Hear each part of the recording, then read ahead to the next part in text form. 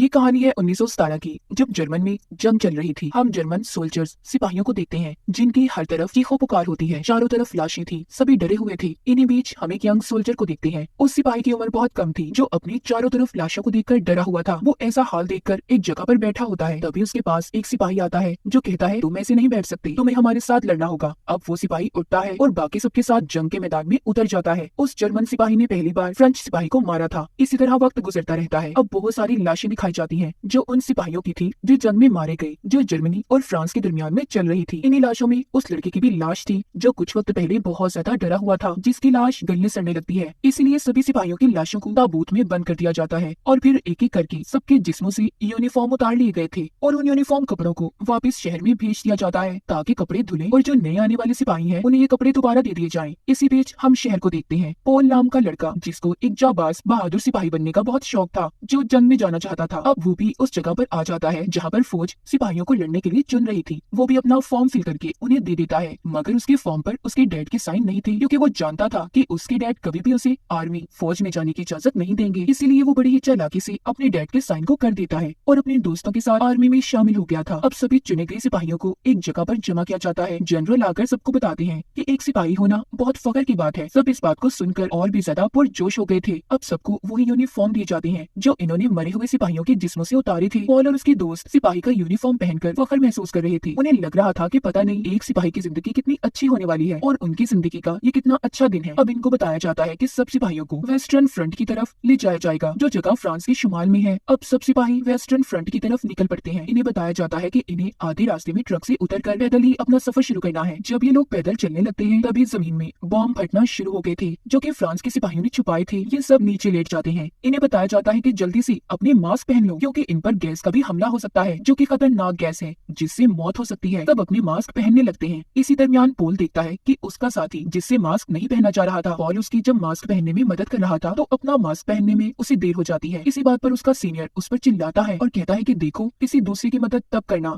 जब तुम पहले अपना मास्क पहन लो। इसके बाद ये सब आगे बढ़ते हैं। जब ये बेस पर पहुंचते हैं तो वहाँ का बहुत बुरा हाल था। बेस पानी से भरा हुआ था। सबको कहा जाता है कि यहाँ से इन्हें पानी निकालना है। अब ना तो इनके पास कोई बाल्टी थी और ना ही कोई और सामान, इसलिए सब अपने हेलमेट उतारकर पानी निकालने लगते हैं। यहीं पर पॉल की मुलाकात एक आदमी से होती है जो उसे यहाँ के हालात के बारे में बताता है। उधर उसका एक दोस्त जो यहाँ पर आकर ऐसे हालात देखकर बहुत ज्यादा परेशान हो गया था, वो पॉल से कहता है कि मैं नहीं जानता था जंग में जाकर ऐसे हालात होते हैं, मैं यहाँ पर नहीं रह सकता, मुझे अपने घर वापस जाना है। मगर अब इसकी ऐसी कोई भी बात का कोई फायदा नहीं था, क्योंकि ये लोग अब जंग लड़े बगैर यहाँ से नहीं जा सकते थे। इसी तरह पानी निकालते हुए रात हो जाती है। अब रात को इन्हें जिम्मेदारी दी जाती है कि इन्हें बॉर्डर पर खड़े पहरा देना है। पॉल जब अपने साथियों के साथ पहरा दे रहा था तो वो इस बात से बिल्कुल अनजान था कि यहाँ पर गोली भी चल सकती है। तभी उसके सर पर एक गोली आकर लगती है और वो नीचे गिर जाता है। वो सोचता है कि अगर वो गोली इसके हेलमेट पर ना लगी होती तो आज वो जिंदा ना होता, क्योंकि ये अपने हेलमेट की वजह से बच गया था। थोड़ी ही देर बाद यहाँ पर बॉम्ब गिरना शुरू हो गए थे। एक भगदड़ मच जाती है। सभी सिपाही बेसमेंट में जाकर छुप जाते हैं। चारों तरफ गोलियां चल रही थी। पॉल का वो दोस्त जो आकर यहाँ पर पछता रहा था, वो बहुत ज्यादा डर जाता है और चिल्ला चिल्ला कर यही कह रहा था कि मुझे अपने घर वापस जाना है, मगर उसकी इस बात को सुनने वाला कोई भी नहीं था। तभी इनका एक साथी जब बाहर जाने लगता है तो उसके पाँव में ही बॉम्ब ब्लास्ट हो जाता है, जिससे उसके जिस्म के टुकड़े टुकड़े हो गए थे। ये मंजर बहुत ही भयानक था, जिसे देखने के बाद सब लोग अब और भी ज्यादा डर गए थे। बॉम्ब भी फटने शुरू हो जाते हैं। इससे अब सबको ये लगने लगा था कि बेसमेंट गिरने वाला है, इसलिए जितनी जल्दी हो सके इन्हें अपनी जान बचाकर यहाँ से निकलना होगा। सब लोग अब निकल जाते हैं पर पॉल नहीं जाता। कुछ ही देर में बेसमेंट गिर जाती है। अब सबको ये लग रहा था कि पॉल उस बेसमेंट में दबकर मर गया। जब सुबह को सिपाही आकर लकड़ियां हटाते हैं तो पॉल अभी भी जिंदा था। फिर ये पॉल को बाहर निकालते हैं और एक जगह पर बिठा देते हैं। उसके सामने फिर से वही आदमी आता है जो इसको यहाँ पहली बार मिला था, जिसने इसे यहाँ के बारे में सारी जानकारी दी थी। वो जानता था कि पॉल भूखा होगा, इसलिए वो उसे खाने के लिए एक रोटी का टुकड़ा देता है। अब यहाँ पर एक सिपाही आता है जो पॉल से कहता है कि तुम ऐसे फारिग नहीं बैठ सकते, जितने भी सिपाही मर गए हैं उन सभी के बैचेस को इकट्ठा करो जिन पर उनके नाम लिखे हैं, ताकि हम उनकी फैमिली को इत्तला कर सके। पॉल जब सभी सिपाहियों के बैचेस को इकट्ठा कर रहा था तो इसे अपने दोस्त का चश्मा भी मिलता है, जो दोस्त बहुत ज्यादा डरा हुआ था। जब पॉल थोड़ा सा आगे जाता है तो उसे उसकी लाश मिलती है, जिसे देखकर पॉल फूट फूट कर रोने लगा था, मगर वो ये जानता था कि वो ज्यादा नहीं रो सकता, इसीलिए अपने काम को पूरा करने लगता है। वक्त ऐसे ही गुजर रहा था। अब जो सिपाही मर गए थे उनके बैचेस से एक ऑफिसर उनके नाम की रजिस्टर पर एंट्री कर रहा था और जाकर अपने सीनियर ऑफिसर को इन सब के बारे में बताता है, जिसका नाम मैथियस होता है। वो ऑफिसर कहता है, सर 40,000 से ज्यादा सिपाही मारे गए हैं, हमें ये जंग रोक देनी चाहिए वरना पता नहीं क्या होगा। मैथियस उसकी बातें सुनकर सोच में पड़ गया था कि आखिर इस जंग को रोके तो कैसे। मैथियस अब अपने सब बड़े सीनियर ऑफिसर्स को बुलाता है और मीटिंग शुरू कर देता है। उधर पॉल और उसकी टीम को अब एक जगह से दूसरी जगह भेजा जा रहा था, एक दूसरे बेस पर, जहाँ इन्हें और भी सिपाहियों के साथ रहना था। उधर जाकर इन्हें पता चलता है कि पास ही एक फार्म है जहाँ से पोल और उसका एक साथी बत्तख को चुरा कर ले आता है और पकाकर मजे से खाते हैं। इन्होंने इतना अच्छा खाना बहुत दिन बाद खाया था और फिर सभी शाम के लिए बैठे आलू छील रहे होते हैं कि तभी इन्हें बेस के पास से जाते हुए कुछ फ्रेंच लड़कियां दिखाई देती हैं जो बहुत ही ज्यादा खूबसूरत थी। पॉल का एक साथी उनके पास जाकर उन्हें अजीब सा डांस दिखाता है ताकि उन्हें इम्प्रेस कर सके और उनके साथ ही चला जाता है। फिर थोड़ी देर बाद सबके घरों से लेटर आते हैं जो सब में बांटे जा रहे थे। पॉल का साथी जिसको पढ़ना लिखना नहीं आता था वो पॉल के पास आता है और उसे अपना लेटर पढ़ने के लिए देता है, जिससे पॉल को पता चलता है कि उसकी एक वाइफ और बच्चा था, मगर बच्चा किसी बीमारी की वजह से मर गया। रात भी हो जाती है। रात को इनका वही साथी आ गया था जो लड़कियों के साथ गया हुआ था। वो आकर इन्हें सारी कहानी सुनाता है और साथ ही और लड़कियों का एक रुमाल दिखाता है जो वो अपने साथ ले आया था। सुबह को इनको इत्तला मिलती है कि 60 और सिपाही आने वाले हैं, मगर वो अभी तक इनकी बेस पर नहीं पहुंचे थे। सबको अब फिक्र होने लगी थी, इसलिए पोल सभी सिपाहियों को लेकर उन्हें ढूंढने निकल पड़ता है कि आखिर वो लोग गए तो गए कहाँ पर। जब ये उन्हें ढूंढते हुए स्टेशन तक पहुँचते हैं जिस ट्रेन से उन्होंने आना था, तो इन्हें वहाँ पर फैली हुई गैस महसूस होती है। जब ये स्टेशन के पास वाले कमरे में जाती हैं, तो इन्हें पता चलता है कि 60 के 60 सिपाही गैस फैलने की वजह से मारे गए क्योंकि उन्होंने अपने मास्क को वक्त से पहले ही उतार दिया था। ऐसे 60 सिपाहियों की लाशें देखकर सब डर जाते हैं। दूसरी तरफ जर्मनी में हमें सीनियर हेड दिखाया जाता है जिसके पास एक सिपाही आकर बताता है कि जिन 60 सिपाहियों को हमने जंग में भेजा था वो भी मारे गए, हमें बस अब इस जंग को रोक देना चाहिए। मगर हेड कहता है नहीं, मैं इस जंग को नहीं रोक सकता, मुझे हार नहीं पसंद। अब और जितने भी सिपाही बच गए हैं सबको भेज दो वेस्टर्न फ्रंट पर और अगर जरूरत पड़े तो और भी सिपाहियों को जमा करो। दूसरी तरफ हम मैथियस को देखते हैं जो सिपाहियों की वजह से बहुत ज्यादा परेशान था क्योंकि आए दिन सबकी मौत हो रही थी, इसीलिए वो किसी भी तरह अब इस जंग को रोकना चाहता था। वो अपनी इन्हीं कोशिशों में लगा था कि किसी तरह उसकी गवर्नमेंट से बात हो जाए। उधर पॉल और उसकी टीम को दिखाया जाता है कि सबको वेस्टर्न फ्रंट पर जाना है। हेड का ऑर्डर आया है कि सभी जंग के लिए तैयार हो जाएं। मैथियस भी सबको जमा करने में कामयाब हो गया था। वो सभी ऑफिसर से बात करता है, उन्हें बताता है कि मुल्क पर जंग के कितने बुरे असरात पड़ते हैं, हमें इसीलिए जंग को खत्म कर देना चाहिए। वो सारी रिपोर्ट को तैयार करके लाया था कि सभी ऑफिसर उस पर साइन कर दें, जंग को बंद कर दें, मगर एक फ्रेंच ऑफिसर साइन नहीं करता। कहता है कि मैं 72 घंटे बाद करूंगा। उसकी इस बात पर मैथियस को गुस्सा जाता है। कहता है सर 72 घंटे बाद न जाने कितने मासूम सिपाहियों की जान चली जाएगी। मगर वो फ्रेंच ऑफिसर एक बात नहीं सुनता और अपनी ही बात पर अड़ा रहता है। उधर दूसरी तरफ पोल और बाकी सिपाहियों को कहा जाता है कि फ्रांस की तरफ बढ़ो। ये लोग ऐसा ही करते हैं और रास्ते में जितने भी फ्रेंच सिपाही आते हैं सबको एक एक करके मार रहे थे। इसी बीच पॉल और उसके साथी उनकी किचन तक पहुंच जाते हैं जहाँ पर बहुत ही लजीज खाना पड़ा था। सब उस खाने को देखकर उस पर टूट पड़े थे। इन्हें अब वहीं पर अजीब सी आवाजें आती हैं, तो ये जब बाहर जाकर देखते हैं फ्रेंच सिपाही बहुत बड़े बड़े टैंक्स ले आए थे। जब उन पर ये गोलियां चलाते हैं तो इन्हें पता चलता है कि इनकी गोलियों का उन पर कोई असर नहीं होगा क्योंकि वो टैंक्स बहुत ज्यादा मजबूत थे। वो अब आहिस्ता आहिस्ता इनकी तरफ बढ़ रहे थे और एक एक करके जर्मन सिपाहियों को मार रहे होते हैं कि तभी अब जर्मन सिपाही भी उन टैंक्स में बॉम्ब डाल देते हैं जिससे कि टैंक भी ब्लास्ट हो गए थे। मगर फ्रेंच सिपाहियों के पास अब फायर गन्स थी जिससे वो अब आग छोड़कर जर्मन सिपाहियों को मार रहे थे। इसी बीच पोल का दोस्त भी उनके कब्जे में आ जाता है। वो बहुत माफी मांगता है, उसने अपने आप को उनके हवाले भी कर दिया था, मगर फ्रेंच सिपाही उसे जिंदा ही जलाकर मार देते हैं। पॉल ये सब देखकर टूट गया था। उधर मैथियस को फ्रांस की तरफ से तैयार की गई एक रिपोर्ट मिलती है जिसमें उन्होंने बताया था कि कुछ जर्मन ऑफिसर्स भी हैं जो नहीं चाहते कि जंग को खत्म किया जाए। मैथियस अब इस बारे में और भी ऑफिसर से बात करता है, कहता है कि हमें जंग को खत्म करना होगा। एक ऑफिसर कहता है कि अगर हमने ऐसा किया तो फ्रांस हम पर काबिज हो जाएगी और कब्जा कर लेगी, मगर मैथियस कहता है नहीं, अब बस हमें समझौता कर लेना चाहिए। उधर जंग के मैदान में जर्मन सिपाहियों पर फ्रांस की हवाई फोर्स ने हमला कर दिया था। वो उन पर गोली और बॉम्ब बरसा रहे थे। तभी पॉल बॉम्ब के फटने की वजह से पानी में गिर जाता है और खुद को ऐसे दिखाता है जैसे वो मर गया, इसीलिए कोई उस पर हमला नहीं करता। अब जब वो उठने ही लगता है तो उसे एक फ्रेंच सिपाही देख लेता है, उस पर बॉम्ब बरसाने लगता है कि तभी वो खुद ही फिसलकर नीचे गिर गया था। पॉल अब उस सिपाही को पकड़ लेता है और उसे अपने चाकू से कई बार मारता है, मगर वो नहीं मरता। इसीलिए पॉल अब उसके मुंह में मिट्टी डाल देता है ताकि सांस रुकने की वजह से वो मर जाए। बाद में उसे ख्याल आता है कि वो ये क्या कर रहा है। अब वो उस सिपाही की जान बचाने की कोशिश करता है। तभी पॉल को उस सिपाही की जेब से उसकी बीवी और बेटे की तस्वीर मिलती है। थोड़ी ही देर बाद वो सिपाही भी मर गया था। पॉल उससे कहता है कि मैं तुम्हारे घर जरूर जाऊंगा और जाकर तुम्हारी बीवी को बताऊंगा कि तुम बहुत बहादुर सिपाही थे। अब जिसके बाद पॉल अपने बेस पे वापस आ जाता है जहाँ पर सब खुश थे और जीतने की खुशी मना रहे थे। पॉल एक साथी के पास जाता है जो जख्मी था। वो उसे वही रुमाल देता है जो इनको फ्रेंच लड़कियों के पास से मिला था। वो पॉल को बताता है कि हमारा एक और साथी मारा गया। अब पॉल अपने दूसरे साथी के पास जाता है, जिसे देखकर वो बहुत खुश था। ये अपना खाना लेकर अपने जख्मी साथी के पास आ गए थे। वो जख्मी साथी जिसने चोरी छुपे इनसे कांटा फोक चुरा लिया था और अपनी गर्दन में मारने लगता है, क्योंकि वो जानता था कि वो जिंदा नहीं बचेगा, इसलिए उसने खुद को ही मार लिया था और थोड़ी ही देर बाद दम तोड़ देता है। पॉल का दूसरा साथी उसे बताता है कि मैंने सुना है जंग खत्म होने वाली है। पॉल कहता है अच्छा, पर मुझे तो ऐसा नहीं लगता। उधर मैथ्यूस को दिखाया जाता है, जिसने सभी जर्मन ऑफिसर से जंग खत्म करने की इजाजत ले ली थी, मगर फ्रांस उन पेपर्स पर साइन नहीं करते और कहते हैं कि जंग अभी 6 घंटे तक और चलेगी। इसी तरह सुबह हो जाती है। हम पॉल को देखते हैं जो अपने साथी के साथ फार्म पर जाता है ताकि ये वहाँ से एक बार फिर कुछ चुराकर अच्छा सा खा सके। पॉल उस फार्म के अंदर जाता है, जबकि उसका साथी इसका बाहर खड़ा पहरा दे रहा था, मगर उन्हें किसान के बेटे ने देख लिया था, जो पॉल के साथी को गोली मार देता है जो उसके पेट में लगी थी। पॉल अपने साथी की वजह से परेशान था और कहता है लाओ मैं तुम्हारी गोली निकाल देता हूँ। उसका साथी कहता है नहीं, तुम मुझे बस एक सिगरेट दे दो और मुझे बेस पर ले जाओ, वहीं पर मेरा इलाज हो जाएगा। पॉल भी ऐसा ही करता है। जब भी अपने साथी को लेकर जा रहा था तो रास्ते में ये सिपाहियों से भरी गाड़ी देखता है, जो बहुत खुश थे क्योंकि जंग अब खत्म हो चुकी थी। पॉल उनसे मदद मांगता है, मगर कोई भी इसकी मदद नहीं करता। जब ये अपने साथी को लेकर बेस पर पहुंचता है तो इसे डॉक्टर बताते हैं तुम्हारा साथी मर चुका है। पॉल कहता है ऐसा कैसे हो सकता है, एक गोली सिर्फ उसके पेट में लगी थी, उसकी मौत कैसे हो सकती है। डॉक्टर कहते हैं क्योंकि तुमने आने में देर कर दी, गोली उसके लीवर को छूकर गुजरी, जिस वजह से जिस्म में जहर फैल गया। पॉल ये सुनकर बहुत दुखी हो जाता है। इस जंग ने उसके सभी साथियों को उससे छीन लिया था, उसका आखिरी साथी भी मारा जाता है। इसके बाद इन्हें ऑर्डर दिया जाता है कि सबको हेड के पास पहुंचना होगा, जिसने अभी भी हार नहीं मानी थी। वो सभी सिपाहियों से कहता है कि हमारे पास अब भी कुछ वक्त बाकी है, हमें फ्रांस पर हमला करना है और उन्हें किसी भी तरह मारना है। मगर ये बात आधे सिपाही नहीं मानते, क्योंकि अब उन्हें कोई भी जंग नहीं लड़नी थी, मगर फिर भी मजबूरन उन्हें मानना ही पड़ता है और ये फ्रांस की बेस तक पहुंचकर 11 बजने का इंतजार करते हैं। मगर उससे पहले ही फ्रेंच सिपाहियों ने जर्मन सोल्जर्स पर हमला कर दिया था। पॉल देखता है एक फ्रेंच सिपाही जर्मन सिपाही को मार रहा है, जो कि एक मासूम बच्चा था जो अभी अभी आर्मी में भर्ती हुआ था। पॉल उसे बचाता है और फ्रेंच सिपाही से लड़ता हुआ बेसमेंट में आ जाता है। तभी पॉल को पीछे से एक फ्रेंच सिपाही ने आकर चाकू मार दिया था। तभी ये ऐलान भी होता है कि जंग खत्म हो गई है। पॉल जो कि जख्मी था वो आहिस्ता आहिस्ता आगे बढ़ता है ताकि जंग के बाद का नजारा देख सके। वो बाहर आ गया था और बाहर आकर गिर जाता है। वो लड़का जिसकी जान पॉल ने बचाई थी, उसको एक ऑफिसर आकर कहता है कि सभी मरे हुए सिपाहियों के बैचेस को इकट्ठा करो। तभी उस लड़के की मुलाकात फिर से पॉल से होती है, जो अब मर चुका था। उसके हाथ में वही रुमाल था जो उसे उसके जख्मी साथी ने दिया था। वो लड़का पॉल के हाथ से रुमाल लेकर अपने गले में डाल लेता है ताकि वो सारी जिंदगी पॉल को याद रख सके, उसने उसकी जान बचाई थी। तो ये थी कहानी पॉल की, जिस बेचारे को ये लगा कि सिपाही बनने के बाद उसकी जिंदगी खुशहाल हो जाएगी, मगर वो ये नहीं जानता था कि उसे किन मुश्किलात का सामना करना पड़ेगा। और ऐसे ही हमारे बहुत से बहादुर सिपाही हमारे बॉर्डर पर खड़े हैं, जो अपनी जानों को खतरे में डालकर हमारी जान की हिफाजत कर रहे हैं। और इसी के साथ इस फिल्म की कहानी भी यहीं पर खत्म हो जाती है।